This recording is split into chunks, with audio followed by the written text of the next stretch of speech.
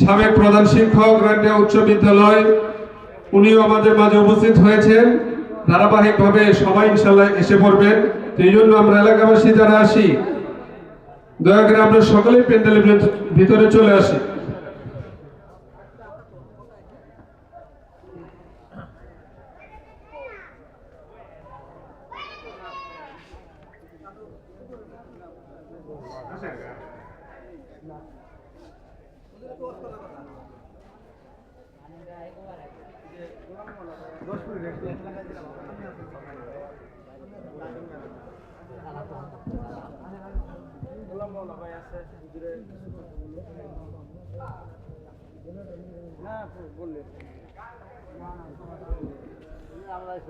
এ পর্যায়ে কোরআন ও হাদিস থেকে গুরুত্বপূর্ণ আলোচনা করবেন ছোট ভাই হাফেজ মাওলানা গোলাম মাওলা। হাফেজ মাওলানা গোলাম মাওলাকে কোরআন ও হাদিস থেকে বয়ান করার জন্য সবিনয় অনুরোধ করছি। আসসালামু আলাইকুম ওয়া রাহমাতুল্লাহি ওয়া বারাকাতুহু। আলহামদুলিল্লাহি নাহমাদুহু ওয়া নাস্তাঈনুহু ওয়া নাস্তাগফিরুহু ওয়া নু'মিনু বিহি ওয়া নাতাওয়াক্কালু আলাইহি ওয়া নাউযু বিল্লাহি মিন শুরুরি আনফুসিনা ওয়া মিন সাইয়্যিআতি আ'মালিনা। মান ইয়াহদিহিল্লাহু ফালা মুদিল্লা লাহু ومن يضلله فلا هادي له ونشهد أن لا إله إلا الله وحده لا شريك له وأشهد أن محمدا عبده ورسوله أما بعد فقد قال الله تعالى في كلامه المجيد وفي فرقانه الحميد فأعوذ بالله من الشيطان الرجيم بسم الله الرحمن الرحيم إن الذين قالوا ربنا الله ثم استقاموا تتنزل عليهم الملائكة ألا تخافوا ولا تحزنوا وأبشروا بالجنة التي كنتم توعدون. الآية. وقال النبي صلى الله عليه وسلم أخلص دينك يكفيك العمل القليل أو كما قال عليه الصلاة والسلام. وقال الله تعالى في شان حبيبه إن الله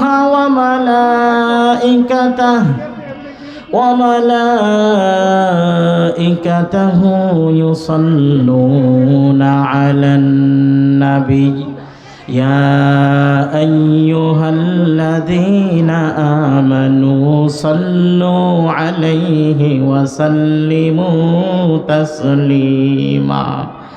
সকলে দুরূদ শরীফ পড়ি। اللهم صل على محمد وعلى آل محمد كما صليت على إبراهيم وعلى آل إبراهيم إنك حميد مجيد. اللهم بارك على محمد وعلى آل محمد كما باركت على إبراهيم وعلى آل إبراهيم إنك حميد مجيد. আলহামদুলিল্লাহ। মুহতারাম মুআজ্জাজ হাজিরিন, ভালুকা কেন্দ্রীয় জামে মসজিদ ও এলাকাবাসীর উদ্যোগে ইসলামী মহাসম্মিলনের প্রধান অতিথি সহ আমন্ত্রিত ওলামাই কেরাম এবং আরও আমার সম্মুখে মুসল্লি ভাইয়েরা, পর্দার অন্তরালে অবলা সবলা মা ও বোনেরা, আমরা সকলে মিলে মহান আল্লাহ পাকের দরবারে শুকর আদায় করি যে আল্লাহ পাক আমাদেরকে আজকের এই মাহফিলে আসার বসার তৌফিক দান করছেন। এজন্য আপনারা খুশি না বেজার? যদি আপনারা খুশি হন তাহলে আমরা আমাদের খুশিকে প্রকাশ করব আল্লাহ পাকের শুকরের মাধ্যমে। এই জন্য সকলে আওয়াজ দিয়ে আল্লাহ পাকের দরবারে শুকর জ্ঞাপন করছি, সকলে বলছি আলহামদুলিল্লাহ। মুহতারাম মুআজ্জাজ হাজিরিন, আমি কোনো ভূমিকা না রেখেই ডাইরেক্ট সরাসরি আমি আমার আলোচনায় প্রবেশ করতে চাই। আমি আপনাদের সম্মুখে পবিত্র কুরআনুল কারীম থেকে যে আয়াতে কারিমা তেলাওয়াত করেছি, সেই আয়াতে কারিমাকে সম্মুখে রেখে আমি আমার আলোচনা সম্মুখের দিকে অগ্রসর হতে যাচ্ছি। মুহতারাম মুআজ্জাজ হাজিরিন, আমাদেরকে আগে জানতে হবে আমাদের পরিচয় কি। একজন ব্যক্তি সে যদি তার পরিচয় না জানে, কোনো মানুষ যদি তার বাস্তবতা না জানে, সে কখনোই নিজের আত্মমর্যাদা বুঝতে পারে না। একজন মানুষ যদি তার এলাকাবাসীকে চিনতে না পারে, কখনোই এলাকাবাসীকে যথাযথ সম্মান করতে পারবে না। অনুরূপভাবে যে কোনো বস্তুর তার বাস্তব হাকিকত, বাস্তব রূপ যদি, বাস্তব পরিচয় যদি কেউ জানতে না পারে, কোনো সময় সেই বিষয়ের মূল বিষয় সে জানতেই পারবে না, কারণ সে তো তার বাস্তবতাই খুঁজে পাই নাই। এই জন্য মুহতারাম মুআজ্জাজ হাজিরিন, আমরা যে মুসলমান, এই মুসলমান শব্দের অর্থ কি, মুসলমান কাকে বলে, এইটা আজকের বিশ্বের মুসলমান ভুলে গেছে। যার ফলে আজকে মুসলিমরা কাফেরদের হাতে, অমুসলিমদের হাতে, ইহুদি খ্রিস্টানদের হাতে মুসলমানদের মাইর খাইতে হয়, কারণ মুসলমান তাদের পরিচয় ভুলে গেছে। ঠিক কিনা বলেন? আমি এখানে যতক্ষণ কথা বলবো আমার সম্মুখে ইমানি চেতনা নিয়ে আপনারা কথার উত্তর দিবেন। আমি যতক্ষণ ওয়াজ করব আমার ওয়াজটার মূল বিষয় থাকবে মুসলমানদের ইমানি চেতনা কোথায় চলে গেল। আজকের বলতে হয় দুঃখের সাথে যে ফিলিস্তিন মুসলমানদের পুণ্যভূমি, যেখানে আল্লাহ পাকের ঘর বাইতুল মুকাদ্দাস, মুসলমানদের দ্বিতীয় কেবলা, মুসলমানদের প্রথম কেবলা, সেই কেবলা যেখানে আছে, আজকে সেই জায়গায় সবচাইতে নিদারুণ নিষ্ঠুরতার সাথে মুসলমানদের চিরন্তন শত্রু ইহুদি, তারা মুসলমানদের দেশটাকে, ওই ফিলিস্তিনটাকে, ফিলিস্তিনের গাজা অঞ্চলটাকে মাটির সাথে ধুলাইয়া দিছে। সারা বিশ্বের মুসলমানরা তাকায়া তাকায়া দেখা ছাড়া ভিন্ন আর কোনো কঠিন পদক্ষেপ নিতে পারে নাই। এর একটাই কারণ, মুসলমান তার পরিচয়, মুসলমান তার ঐতিহ্য, মুসলমান তার আদর্শ ভুলে গেছে। ঠিক কিনা? রোমের দরবারে একজন মুসলমানের গালে চর মারা হয়েছিল আমিরে মুয়াবিয়ার জামানায়। আমিরে মুয়াবিয়ার কাছে সেই মুসলমান যখন এসে নালিশ পেশ করলো, আমিরুল মুমিনিন, আমাকে রোমের দরবারে আমার গালে চর মারা হয়েছে। মুসলমানদের খলিফা আমিরে মুয়াবিয়া তখন ঘোষণা করলেন, আমার অস্ত্র ভান্ডারে যত অস্ত্র লাগে অস্ত্র নেও, আমার যত সৈন্য দরকার সৈন্য নাও, কিন্তু যেই মুসলমানের গালে যেই ইহুদি চর মেরেছে, ওই রোমের যে লাল কুকুর চর মেরেছে, আমি তাকে আমার দরবারে, আমার সম্মুখে হাজির দেখতে চাই। মুসলমানদের খলিফাতুল মুসলিমিন এই ঘোষণা দেওয়ার পরে মুসলমানদের চতুর্দিক মুসলমানদের হামলা আর মুসলমানদের অভিযান এমনভাবে চালানো হয়েছিল, মুসলমানরা অভিযান চালিয়ে রোমের দরবার থেকে সেই মুসলমানকে চর মেরেছিল, ওই কাফেরকে একেবারে ধরে গ্রেফতার করে আমাদের আমিরে মুয়াবিয়া মুসলমানদের খলিফাতুল মুসলিমিনের সম্মুখে তাকে এনে হাজির করে দেওয়া হয়েছে। এবার আমিরে মুয়াবিয়া বলেছেন, এই রোমের কাফের তোমার গালে চর মেরেছে, আজকে আমি তাকে তোমার সম্মুখে হাজির করে দিয়েছি, এবার তুমিও তার গালে বদলা চর মেরে দাও। এবার মুসলমান ওই কাফেরের গালে ঠাস করে একটা চর লাগিয়ে দেওয়ার পরে বলতেছে, এই কাফের, আল্লাহর দুশমন, আমরা তোকে মারবো না, আমরা তোকে নিরাপদে মুক্তি দিচ্ছি। তুই কাফের, তুই রোমের দরবারে গিয়ে রোমের বাদশাকে জানায়া দিবি মুসলমান আমার গালে চর মেরে প্রতিশোধ গ্রহণ করে দিয়েছে। জানায়া দিবি মুসলমানদের গায়ে কেউ আঘাত করলে মুসলমান তাদেরকে আস্থা ছেড়ে দিতে চায় না। মুসলমানের গায়ে কেউ আঘাত করবে, মুসলমান তাকে জমিনে টিকে থাকতে দিবে না। এই জন্য খালিদ বিন ওয়ালিদ যুদ্ধের ময়দানে বলতেন, এই কাফেররা আমাদের থেকে আত্মগোপন করে, আমাদের থেকে পলায়ন করে, তোরা কোথাও যাইতে পারবি না। তোরা যদি আসমানে উঠে যাস আর সেই আসমান থেকে আমরা তোদেরকে নামাইতে পারি, প্রয়োজনে আল্লাহ পাক তোদেরকে আসমান থেকে জমিনে নামাইয়া দিবে, না হয়তো আমাদেরকে আসমানে উঠায়া তোদেরকে আমাদের হাতে বন্দি করে দিবে। মুসলমানদের হুঙ্কার শুনে কাফেররা থরথর করে ভয় পেয়ে মুসলমানদের কাছে তারা মাথা নত করতে বাধ্য হয়েছিল। কারণ মুসলমান একমাত্র আল্লাহকে ছাড়া কাউকে ভয় করে না। আসলামা ইসলিমু ইসলামান ফাহুয়া মুসলিমুন, মুসলমান শব্দের অর্থই হলো আল্লাহর সম্মুখে আল্লাহর আনুগত্য করার জন্য 24টা ঘন্টার জন্য মাথা নত করে রাখা। মাথা কি করে রাখা? আল ইসলামু গরদান নিহাদান বাতাআত, আনুগত্যের জন্য মাথা নত করাকে মুসলমান বলা হয়। কোন মুসলমান যদি আল্লাহর সম্মুখে তারা মাথাকে নত করতে না পারে, তাহলে সে কখনো কমপ্লিট পরিপূর্ণ মুসলমান হতে পারবে না। মুহতারাম মুআজ্জাজ হাজিরিন, মুসলমানদের ব্যাপারে, মুসলমানদের পরিচয়, মুসলমানদের ঐতিহ্য, মুসলমানদের ঈমানি হালত কেমন হবে, আল্লাহ পাক সূরা হামিম সাজদার 24 নম্বর পারায় আল্লাহ নিজে বর্ণনা করে দিয়েছেন।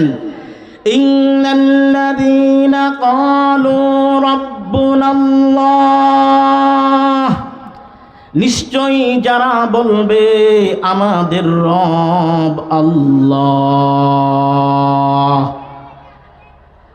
এই আয়াতের দ্বারা মুসলমানদের ঈমানি চেতনা কেমন হবে, মুসলমানদের ঈমান কেমন হবে, সেই কথার পরিচয় আল্লাহ পাক তুলে দিয়েছেন। মুসলমান তার জীবনের প্রত্যেকটা ক্ষেত্রে, জীবনের প্রত্যেকটা স্তরে রবের ঘোষণা তার জবান থেকে দিতে হবে। এই জন্যে আল্লাহ পাক কুরআনুল কারীমের ভিতরে মুসলমানদের অবস্থাটা কেমন হবে বর্ণনা করে দিলেন।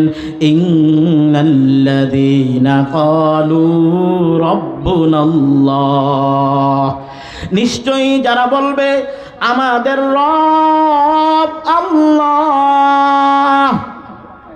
ও মুসলমান, আমি জানতে চাই আমাদের রব আল্লাহ, এই কথা কি শুধু আমরা ওয়াজ মাহফিলের ভিতরে ঘোষণা দিব আর এই ঘোষণা বাহিরে দরকার নাই, বিষয়টা এমন নয়। বরং মুসলমান তার জীবনের প্রত্যেকটা ক্ষেত্রে, তার জীবনের প্রত্যেকটা স্তরে, তার ব্যক্তিগত জীবনে, তার সামাজিক জীবনে, তার রাষ্ট্রীয় জীবনে, এমনকি আন্তর্জাতিক জীবনে যতগুলা ধাপে তার বিচরণ হবে, যতগুলা ক্ষেত্রে তার অবস্থান হবে, প্রত্যেকটা ক্ষেত্রে মুসলমান ঘোষণা দিবে রব্বুনাল্লাহ, আমাদের রব হলো আল্লাহ। দুনিয়ার কোনো মানুষকে ভয় করবে না, দুনিয়ার কোনো মানুষের সম্মুখে মুসলমান নিজেদের মাথা নত করবে না। মুসলমান সিংহের জাতি, মুসলমান আল্লাহু আকবার তাকবীর দিয়ে সারা দুনিয়া জয় করা, এটা হলো মুসলমানদের ইতিহাস। কাদের ইতিহাস বলেন? এই আয়াতের ভিতরে আবু বকর রাদিয়াল্লাহু আনহুর সম্মুখে এই আয়াত তেলাওয়াত করা হলে আবু বকর রাদিয়াল্লাহু আনহু বলতেন, এই আয়াতটা ওই লোকদের ক্ষেত্রে, এই আয়াত দ্বারা ওই লোকদেরকে বোঝানো হয়েছে যারা একবার কালিমা পড়ার পরে জীবনে আর কখনো কুফরি করে নাই। কি করে নাই বলেন? একবার কালিমা পড়ার পরে জীবনে আর কখনো কুফরি করে নাই, ওই সকল মুসলমানদেরকে এই আয়াত দ্বারা বোঝানো হয়েছে। বেলাল হাবশী রাদিয়াল্লাহু আনহু একবার জীবনে কালিমা পড়ছে, একবার কালিমা পড়ার পরে ঈমানটা কেমন মজবুত হয়ে গেছে চিন্তা করে দেখেন। বেলাল হাবশী রাদিয়াল্লাহু আনহু একজন বিখ্যাত সাহাবী ছিলেন, মসজিদে নববীর স্থায়ী মুয়াজ্জিন ছিলেন। উনি প্রথমে একজন কাফেরের গোলাম ছিলেন, উনি ইসলাম গ্রহণ করার কারণে ওনাকে বিভিন্নভাবে নির্যাতন করা হতো। উমাইয়া বিন খালফ মুসলমানদের চরম দুশমন ছিল। এই মুসলমানদের চরম দুশমন উমাইয়া হযরত বেলাল হাবশী রাদিয়াল্লাহু আনহুকে প্রচণ্ড রোদের সময় উত্তপ্ত ভালুর উপরে চিৎ করে শোয়ায়া বুকের উপরে বড় এক পাথর চাপায়া দিত, যাতে করে বেলাল লড়তে না পারে। আর বেলাল এই উত্তপ্ত মরুভূমির বালুর ভিতরে বেলাল হাবশী রাদিয়াল্লাহু আনহু ছটফট করতে করতে উমাইয়া বলতো হয়তো সে মারা যাবে আর না হয়তো ইসলাম ত্যাগ করবে। এই জন্য বেলালকে বুকের উপরে পাথর চাপা দিয়া উত্তপ্ত মরুভূমির ভিতরে ফালায় রাখছে। আর বলতো এই বেলাল এখনো সময় আছে, ইসলাম ছেড়ে দে। বেলাল জবান থেকে উচ্চারণ করতো আহাদ আহাদ, আমি একমাত্র আমার মাবুদ আল্লাহকে ভালোবাসি। কাকে ভালোবাসি বলেন তো দেখি ভাই? আহাদ, আহাদ শব্দের অর্থ হলো একমাত্র আমার মাবুদ আল্লাহ। কে আমার মাবুদ বলেন তো দেখি ভাই? একমাত্র আমার মাবুদ আল্লাহ। কাফের বেলালকে নির্যাতন করে বেলাল আমার আল্লাহর নাম প্রকাশ করে। আজকে আমরা মুসলমান, আমাদের ইমানি অবস্থা কত দুর্বল। আমরা মুসলমান হয়ে জীবনের প্রত্যেকটা ক্ষেত্রে আমার আল্লাহর নাম ঘোষণা করার মতো ইমানি সাহস আমাদের নাই। আমার আল্লাহকে কত দিক, আমার আল্লাহকে আমরা যে মানি আসলে কিভাবে মানি? পরিপূর্ণরূপে আমাদের আল্লাহকে আমরা তো মানি না।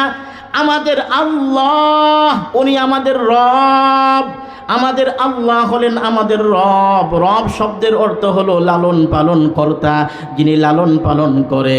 আমাদের আল্লাহ প্রত্যেকটা সৃষ্টিকে লালন পালন করে কিনা কোন? এই যে আমাদের রিজিক দাতা, আমাদের হায়াত দাতা, আমাদের মউত দাতা, সব কিছু কে করেন? আল্লাহ করেন। এই কথাটা আমরা তো সর্বক্ষেত্রে ঘোষণা দিতে পারি না, রিজিকের মালিক আল্লাহ, এই কথা আমরা বলতে পারি না। বরং আমরা এর বিপরীতে কারো কি বলি জানেন? আমরা যখন সন্তানাদের আলোচনা আসে তখন বলি সন্তান দুইটা হলে ভালো, একটা হওয়ার বেশি নয়। দুইটা হলে ভালো হয়, একটারও বেশি নয়। বিভিন্নভাবে আমরা বিভিন্ন রকমের কথা বলি। এই কথা দ্বারা বোঝা যায় মনে হয় রিজিকের মালিক দুনিয়ার কোনো সরকার, দুনিয়ার কোনো নেতা নেত্রী, দুনিয়ার কোনো বড় কোনো সংস্থা ইত্যাদি মনে হয়। কেন? এই কথা বলার কারণে আমাদের ভিতরে রিজিকের ভয় দেখানো হয়। কিসের ভয় দেখানো হয়? সন্তান বেশি হলে দরিদ্রতা নেমে আসবে। অথচ এটা কুফরি মতবাদের কথা। কিসের কথা কন? আল্লাহ পাক কুরআনুল কারীমের ভিতরে বলেন নাহনু নারযুকুকুম ওয়া ইয়্যাহুম, আমি তোমাদেরকেও রিজিক দেই তাদেরকেও রিজিক দেই।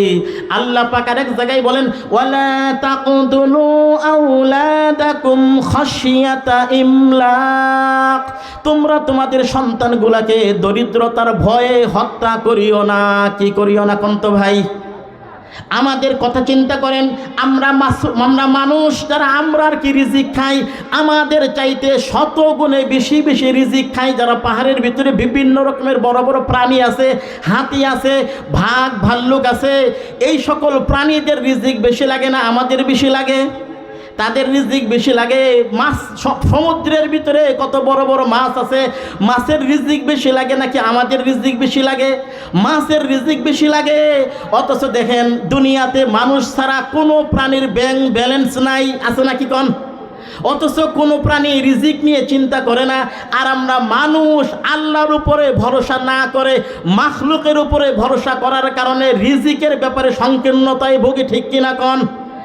হাইরে মুসলমান, ইমান কোথায় চলে গেছে? আমাদের রিজিকটা নিয়েও আল্লাহর উপরে ইমান পরিপূর্ণ হয় না। অথচ আল্লাহ কুরআনুল কারীমের ভিতরে বলেন ওয়ামা মিন দাব্বাতিন ফিল আরদি ইল্লা আলাল্লাহি রিজকুহা, জমিনের উপরে যত বিচরণশীল প্রাণী আছে সমস্ত প্রাণীকে রিজিক দেওয়ার মালিক, রিজিক দেওয়ার জিম্মাদারি আমার আল্লাহর উপরে। কার উপরে বলেন? ও মুসলমান, মুসলমান কোনোদিন রিজিকের চিন্তা করতেই পারে না। মুসলমান কিসের চিন্তা করতে পারে না বলেন?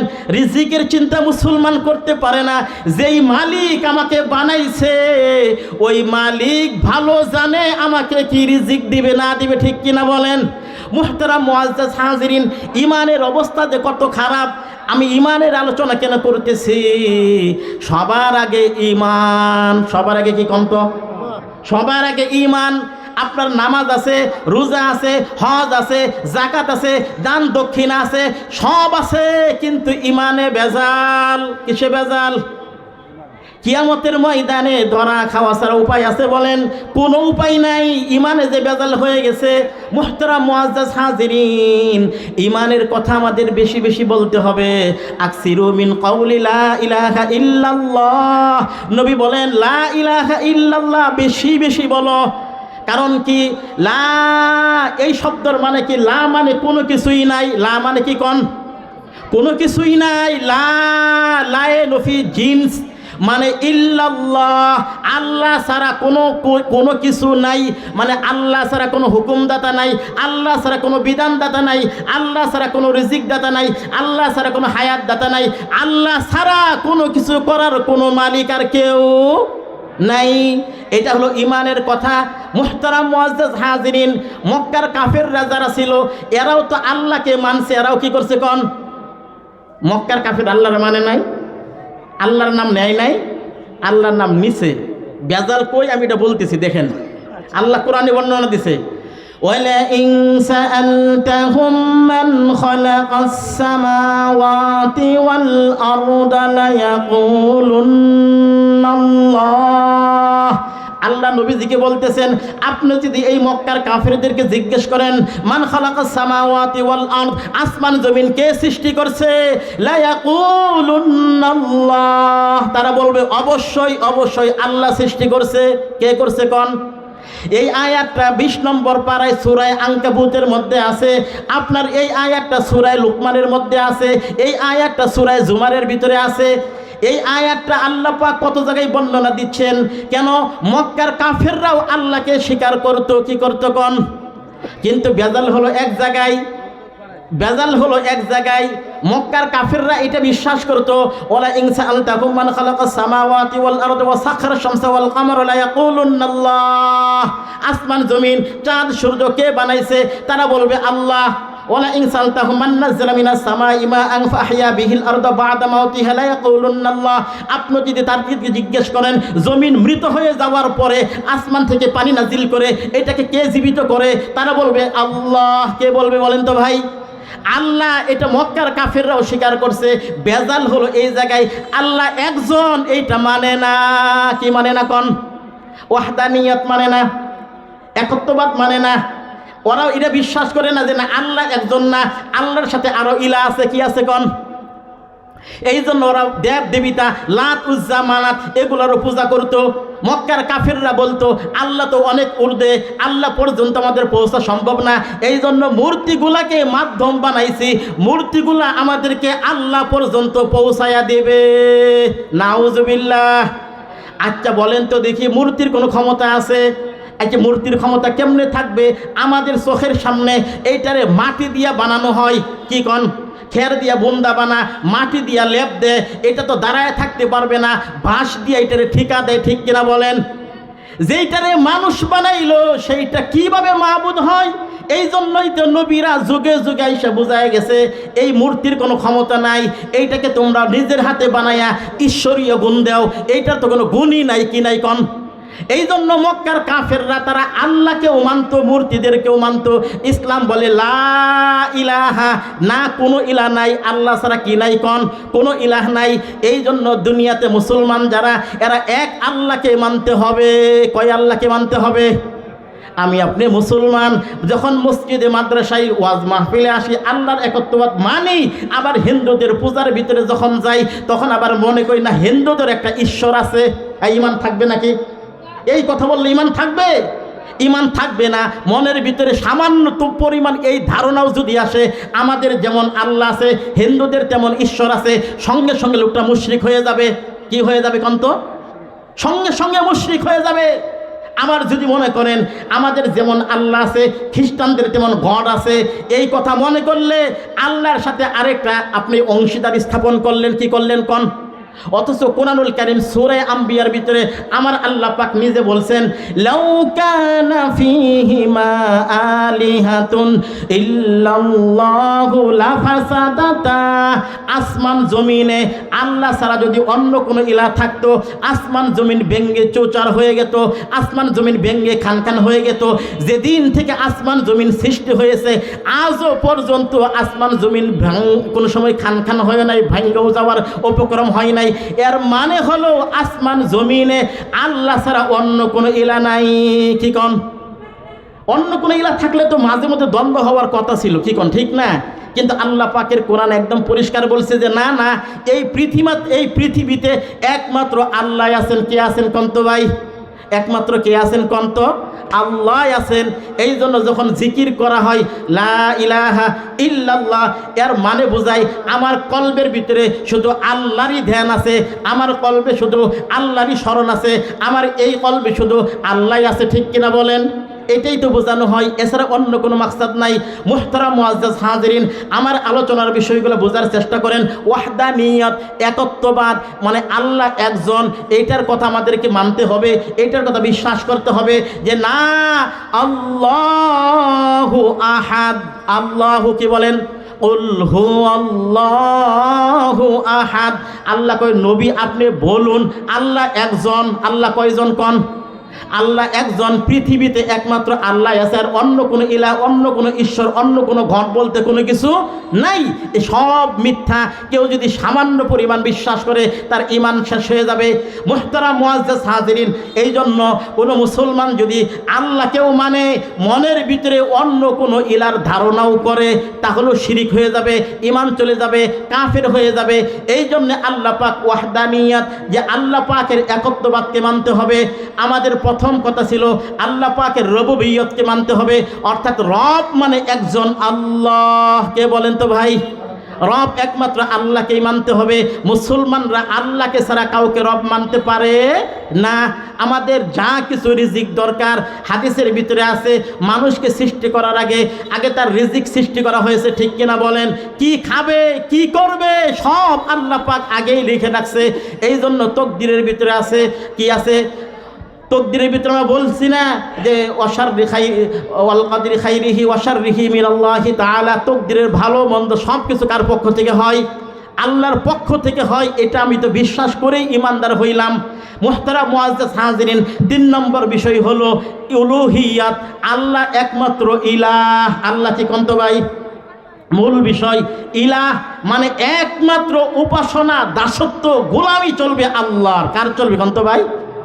এই কথার বেলায় ভেজাল হয়ে গেছে। কারণ আল্লাহর গোলামির কথা বললেই তো ভেজাল, আল্লাহর আইনের কথা বললেই ভেজাল, আল্লাহর বিধানের কথা বললেই ভেজাল। অথচ কোরআন তো আসছে সারা পৃথিবীকে পরিচালিত করার জন্য। কিসের জন্য কন? এই কোরআনকে যদি আরবিতে প্রশ্ন করেন লিমা জিতা ফিদ দুনিয়া, ও কোরআন দুনিয়াতে কেন আসছো?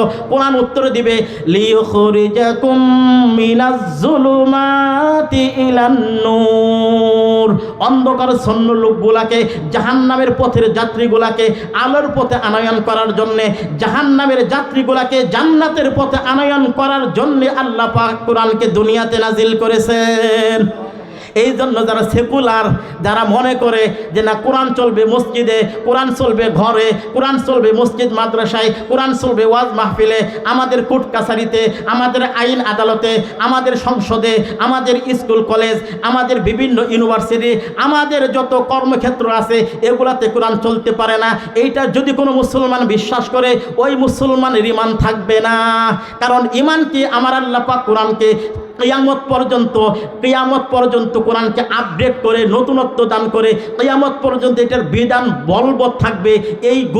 এই পর্যন্ত গুণ দিয়েই আল্লাহ কোরআনকে নাজিল করছে। কি করছে কন্ত দেখি? এই জন্য সূরা মায়েদায় আল্লাহ জানায় দিছে, শেষ করে দিচ্ছি, আল ইয়াউমা আকমালতু লাকুম দীনাকুম ওয়া আতমামতু আলাইকুম নি'মাতি ওয়া রাদিতু লাকুমুল ইসলাম দীনা। আল্লাহ পাক শোনায় দিল, আল ইয়াউমা আকমালতু লাকুম দীনাকুম, আজকে আমি তোমাদের ধর্মকে পূর্ণাঙ্গ করে দিলাম। ধর্ম কমপ্লিট। ধর্ম কি কন? ও আতমামতু আলাইকুম নি'মাতি, আমার নিয়ামতকে তোমাদের উপরে পূর্ণ করে দিলাম। ওয়ারাদিতু লাকুমুল ইসলামা দীনা, আর ইসলামকে তোমাদের মনোনীত ধর্ম হিসাবে ঘোষণা করে দিলাম। কি করে দিলাম কোন? মুহতারাম মুআজ্জাজ হাজিরিন, সূরা মায়েদা আল্লাহ জানায়া দিলেন ধর্ম পূর্ণাঙ্গ। ধর্ম কি? এই জন্য কিয়ামত পর্যন্ত যত জাতি আর যত মানুষ দুনিয়াতে আসবে, কোরআনুল কারীম সমস্ত মানুষের জন্য প্রযোজ্য, সমস্ত জামানার জন্য প্রযোজ্য। এই জন্য কোরআনুল কারীম কিয়ামত পর্যন্ত এটার বিধান বলবৎ থাকবে। এই জন্য কোরআনুল কারীম সব জায়গায় চলবে। এই জন্য বলতে হবে আল কোরআনের আলো হাইকোর্টে জ্বলো, আল কোরআনের আলো সুপ্রিম কোর্টে জ্বলো, আল কোরআনের আলো সংসদ ভবনে জ্বলো। ঠিক কিনা বলেন? সর্বত্র কোরআনের আইন চালু হবে। আজকের বাংলা দেখতে চাই, কোরআনের বাংলা। এই সময় একটা উর্বর সময় চলতেছে। বাংলার জমিনে এখন যদি কোরআনুল কারীম, এই সংবিধান, কোরআনের আইন যদি সম্মুখে আমাদের বাংলাদেশে বাস্তবায়ন করা না যায়, মুসলমানদের এর চাইতে দুর্ভাগ্য, এর চাইতে কপাল পোড়ার সময় মনে হয় আসবে না। এই জন্য মুসলমান ইমানি চেতনা এখন জাগাইতে হবে। আমাদের বাংলা চলবে কোরআনের বিধানে। বাংলাদেশে 90% মুসলমান, এই দেশে কোরআনের বিধান ছাড়া অন্য কোনো বিধান চলতে পারে না। এই জন্য মুসলমান ইমানি চেতনা থেকে নিয়ত করেন আগামীর বাংলা কোরআনের বাংলা দেব। এই জন্য মনের ভিতরে ইমান জাগান, কোরআনের পক্ষে আসেন, ইমানে জান্নাতে নিয়ে যাবে। কোরআনের বিপক্ষে অবস্থান নেবেন, কোরআন আপনাকে জাহান্নামে নিয়ে যাবে। এই জন্য এতক্ষণ যেই কথাগুলো আমি বললাম কোরআন এবং হাদিসের দলিল দিয়ে বলছি। এই জন্য আল্লাহ পাক সকলকে কথাগুলো বুঝার মানার তৌফিক দান করুন। আমিন। ওয়া আখিরু দাওয়ানা আনিল হামদুলিল্লাহি রাব্বিল আলামিন।